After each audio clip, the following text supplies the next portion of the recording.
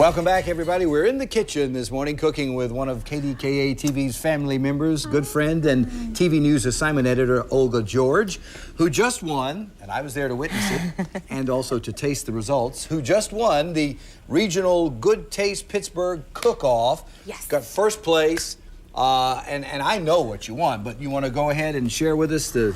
I won $1,000, right. A set of cookware, and really nice, all clad. My favorite, my golden spatula. The yes. golden spatula. Spreading cooking love everywhere. Oh, yeah, and it was quite a show, quite a performance.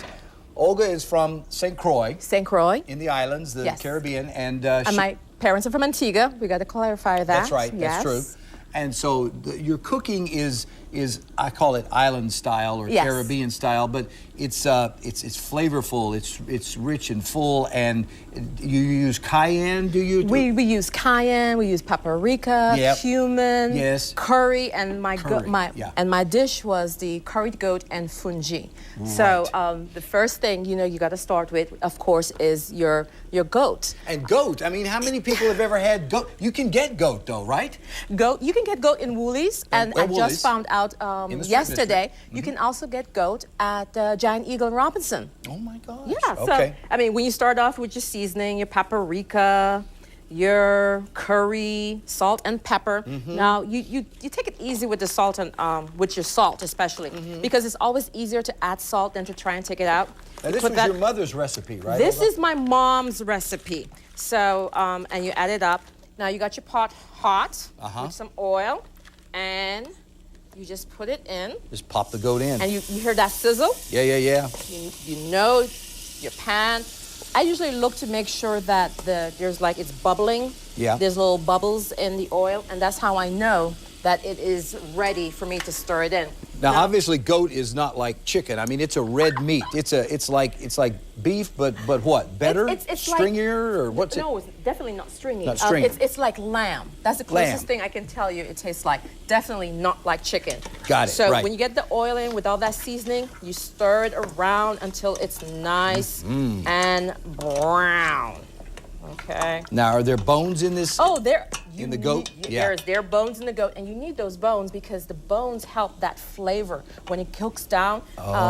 It's so tasty. So we're gonna let that cook because we have the finished product right over here. One of the things that amazed me when I went to see you in competition, Olga, is that you were cooking and working and taking questions from the audience and talking.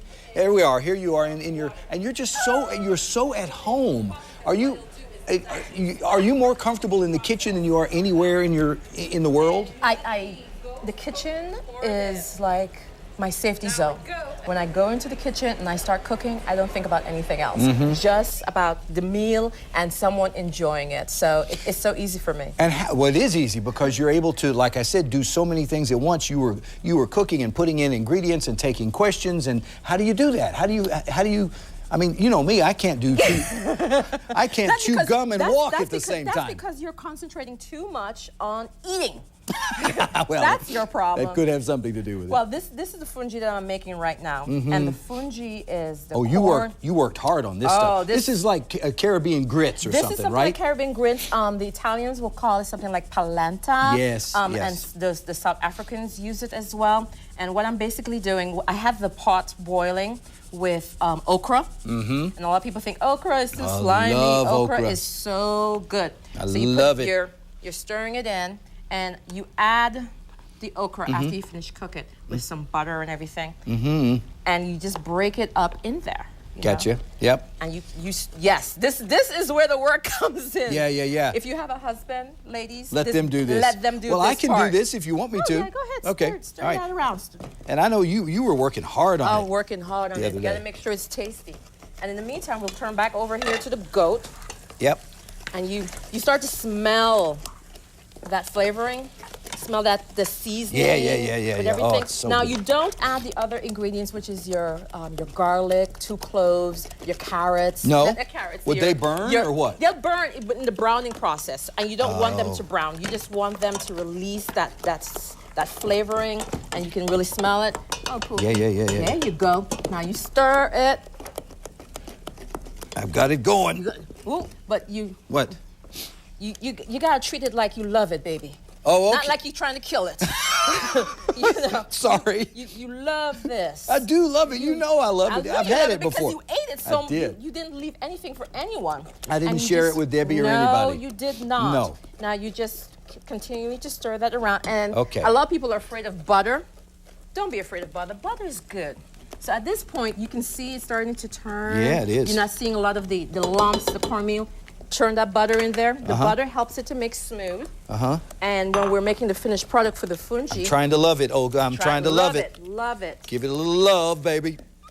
That's what I'm doing. While you're stirring that, I'm putting a little butter, pat of butter, in another bowl. And we're turning that in there. Okay. Because this is what we're going to do with that fungi.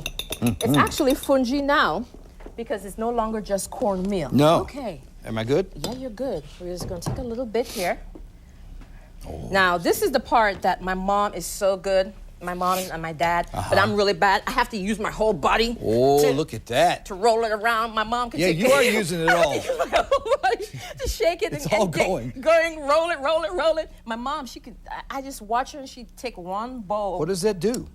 You kind of move the cornmeal, the fungi into the bowl in the butter. Look at you. So it smooths. How do you keep from throwing it out? I don't know. I guess it's practice. Yeah. Is this as anything? And we got about a minute, Olga. Okay. I know you want to taste it, so, and you look. Well, yeah. See how nice and look smooth? Look at that. And you have your okra piece in there. Now for the goat. Oh, baby. Oops, wrong one. Don't want any cross-contamination. No, that's okay. And of course, you see the bone. And this is how you can tell when goat is cooked because you're looking at the bone. Just hanging on the bone, just barely hanging on. Well, that's the thing. When it starts to separate from the bone, that's when you know that your meat is ready. But you better cook it for at least 2 hours if you don't have a pressure cooker. Cook it for at what temperature? At least 2 hours. You cook it on high for 2 hours. Now make sure you get all that fungi and the juices, as we say. And in the meantime, I'm going to keep stirring this so this doesn't burn and the co-workers can taste it, everybody else in the studio. I have died and gone to heaven. I've gone to goat heaven. I think we'll share, maybe. Not this, you won't. Oh, for a copy of Olga's winning recipe, folks, just go to kdka.com/PTL. She has given it to us, and we have posted it for you right there. And trust me, it is worth the search. Thank you, Olga. Oh, you are welcome. Yeah, you're a sweetheart. And up next, and you can cook, too. A tribute on this Veterans Day to the brave men and women from Western Pennsylvania who have fought in a special group known as the Tuskegee Airmen. That's just ahead when Pittsburgh Today Live returns.